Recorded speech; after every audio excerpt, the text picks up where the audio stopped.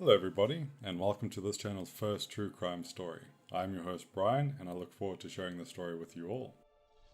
I'd like to mention that the facts in this case can be considered disturbing for most, so viewer discretion is advised. The 12-hour crime rampage, kidnapping, robbery, rape, and murder. This is a chilling case of Hannah Cornelius. This case takes place in the beautiful but dangerous country of South Africa, more specifically Stellenbosch in Cape Town. Located in the Western Cape province, Cape Town is known for being the second largest economic city in South Africa, as well as being the third main economic hub in all of Africa. Cape Town is also home to beautiful landscapes, an abundance of wine farms, and a natural wonder of the world, Table Mountain. Cape Town is seen as being one of the richest and most affluent cities in South Africa, and is home to a large population of youth and students. Unfortunately, this beautiful city has an unshakable reputation for disastrous gang violence, femicide, and at the time of this case was actually ranked as having one of the highest murder rates in all of South Africa. The case focuses on a victim by the name of Hannah Cornelius. She was a young 21-year-old woman born on the 13th of February 1996 to her parents Willem and Anna Cornelius. Hannah was also raised with a younger brother who shall remain nameless for his own safety. Hannah was raised with the basic principles that others should come first, and she was a kind, warm person that was always willing to help others. Because of this, she made friends very easily. Her parents took pride in the fact that she was a child for the new South Africa. She was not burdened by any of the social or political issues of the previous generations. She had no interest in money or material things, and she spent most of her birthdays handing out food at a children's safety center in Ocean View. Hannah was in a very happy relationship in high school with a young gentleman by the name of Fanelo Arends. The couple went to the matric farewell together and continued to see each other come the end of matric. Furthermore, Hannah was a very strong-willed individual who was always able to focus on achieving her dreams. Hannah graduated from Redham High School with an impressive 6 distinctions in her matric finals. Hannah then proceeded to pursue a bachelor's degree in the humanities field of study at Stellenbosch University. Once studies had commenced in 2015, Hannah was residing in the Irene Ladies' Residency nearby. However, she still of course needed a means of transport to get to and from the university campus. It was at this point that her grandmother, who at the time was 90 years old, kindly gifted Hannah her blue Volkswagen City Golf, as she was no longer capable of driving. While in university, Hannah continued to be the helpful, kind individual that made her so popular in high school, which allowed her friend circle and connection base within her field to grow exponentially. It was during this time that she met a young man by the name of Cheslin Marsh, a fellow student studying a degree in theology. The two of them continued to help each other with their studies when needed, and it was through this that they were able to create a strong friendship bond with one another. Moving along to 2017, it was after an intense week of studies that the students found themselves going out for drinks with some friends. This was on Friday, May the 26th, that quickly bled into the early hours of Saturday, May the 27th. Once the gathering had met its natural end, Hannah and Cheslin decided to call it a night and head home. But Stellenbosch is a dangerous place for a young woman to be walking the streets alone. This is well known, so Cheslin insisted on walking Hannah back to the Irene Ladies' Residency, which luckily wasn't too far away from where he lived. Hannah appreciated this offer and accepted. The two of them headed out to the streets and managed to make it to Hannah's residence without any issue. But Hannah decided that it would be far safer for her to drive Cheslin to his house at this time of the night, despite Cheslin's insistence on riding his skateboard back home. Hannah's strong will prevailed, and the two of them set off in Hannah's Volkswagen towards Cheslin's house. But unfortunately, this is the point in the story where it takes a turn for the worse. Once the two of them reached Cheslin's house, Hannah pulled up onto a grassy patch nearby at around 3:23 a.m., where the two of them presumably continued to talk for a little while and say their goodbyes. For those of you who don't live in South Africa, we often see people roaming around on the streets at all hours of the day and night, so it's to no surprise that the pair did not pay any special attention to the 4 men that had walked past the vehicle moments earlier. But unfortunately, these men were not out for an early morning stroll, but for something a lot more sinister. Around 9 minutes after the pair had parked the car, these men circled back using other vehicles and nearby buildings to mask their approach to the vehicle. After a loud thud, the passenger door was ripped open and sharp objects were pressed up against their bodies. The pair knew that this situation was serious and feelings of dread and fear must have filled their bodies. It was after this that the 4 men that they did not pay any attention to earlier had now within minutes forced their way into the vehicle with them. Hannah and Cheslin have now become the real victims of a carjacking, but unfortunately this was just the start of a ride from hell for the both of them. It was at this point, before the vehicle set off again, that one of the men, Nashville Julius, had decided to leave the car and not take part in the rest of the crimes that night. Hannah was then shoved into the center of the two front seats, which were occupied by Vernon Vitboy and Geraldo Parsons. This must truly be a terrifying position to be in. Cheslin was in the back seat being pinned by the last man, Eben van Niekerk. 10 minutes later, at around 3:40 am, the vehicle then set off into the night. After the surveillance footage lost sight of the Volkswagen, the vehicle would only then be seen again about an hour later at the Skeltex petrol station, located just outside of Stellenbosch. There is no footage to confirm where and when, but at some point during this time the vehicle had been stopped, Cheslin was pulled out and robbed of any valuable items and stuffed into the boot of the car. Once at the petrol station, CCTV cameras were able to capture footage of one of the men, Vernon Vitboy, entering the station and attempting to use an ATM with what is stated to be Cheslin's wallet. After many attempts, a frustrated Vernon Vitboy then left the ATM empty-handed, as the PIN number provided by Cheslin was incorrect. This, unfortunately, would prove to be an action that he would pay for later. See, South African criminals are incredibly desperate individuals and are routinely found being very aggressive and incredibly violent to gain any amount of money. We routinely take the action of allowing the attackers to take whatever they want, because these items are not worth your life. The night then progressed with the vehicle heading towards Kraaifontein, a town a fair distance away from the original carjacking. Apparently a large amount of time had passed and many small stops were made along the way. Hannah was still positioned in the front of the vehicle. She was unable to do anything, but she knew that the best thing she could do is to not speak, not look around, not argue, and to not cause any trouble. Because at this point, they did not know what these men were capable of, and they did not know what these men were planning. Cheslin was still trapped in the boot of the car, and he reported that he would routinely try and kick the latch open to try and escape, but unfortunately, it never did. But between 5:30 and 6 am in the morning, the car did eventually make a stop, just outside of Scottsdene on the outskirts of Kraaifontein.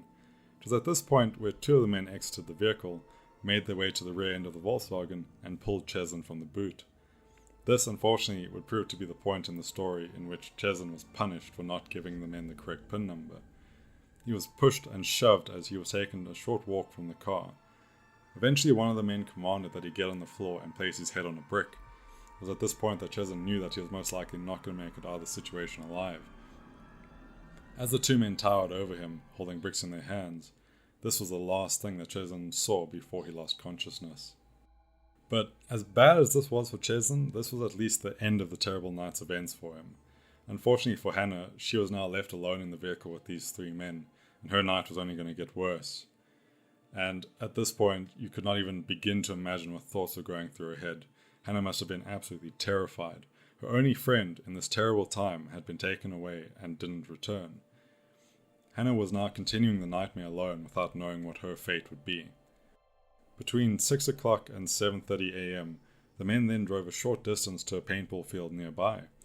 It was here that every woman's worst nightmare came true.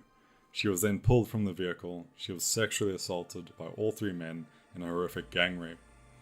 I wish I could tell you that at this point they let her go and only left her with this horrific tale to tell, but unfortunately the reality is even more terrifying. After the assault, the men put Hannah back in the vehicle and they drove a far distance to the outskirts of Stellenbosch at a wine farm where Hannah was once again ripped from the vehicle. One of the men then proceeded to stab Hannah in the neck with one of the sharp objects mentioned before, which turned out to be a sharpened screwdriver. It is unclear why the next action was taken. Did the men not feel like she was dying fast enough, or were they feeling sadistic enough just to drop a 40-kilogram rock onto her head? It was through these actions that Hannah Cornelius succumbed to her injuries and was murdered in cold blood, ending the longest night of her short life. Later on, once day had broken, it was revealed that Cheslin had somehow survived his brutal attack, and he managed to make his way to a nearby house where he was able to get help. He still had some recollection of the events of the previous night, and knew that he had to try and contact the authorities to get help for his friend. But unfortunately, by this time it was far too late for Hannah, as her body had already been discovered by the authorities and confirmed to be dead.